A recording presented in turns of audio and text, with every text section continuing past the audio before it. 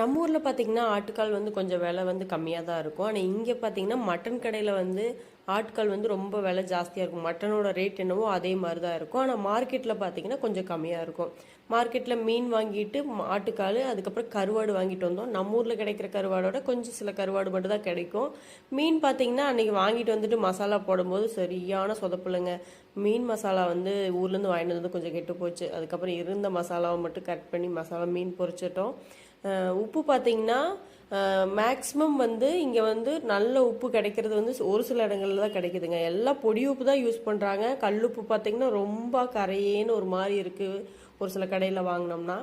அதுக்கப்புறம் மறுபடியும் அடுத்த நாள் பார்த்தீங்கன்னா லாஸ்ட் வந்து கம்மஞ்சோறு ஆக்கினது வந்து சீக்கிரம் 2 நாளில் காலி ஆயிடுச்சுங்க. ரொம்ப நாளுக்கு அப்புறம் கம்மஞ்சோறு ஆக்கினால சீக்கிரமாக கம்மஞ்சோறு காலி ஆயிடுச்சு. ஸோ அதனால திரும்பவும் கம்மஞ்சோறு ஆக்கி அதுக்கு பார்த்தீங்கன்னா தட்டைப்பயிர் குழம்பு அப்பளம் அப்படியே சூப்பராக செம்ம டேஸ்ட்டாக இருந்தது. எனக்கு கருவாட்டு குழம்பு வச்சு சாப்பிடணும்னு ஆசை. ஆனால் நம்ம ஊர் கருவாடு எதுவும் கிடைக்கல.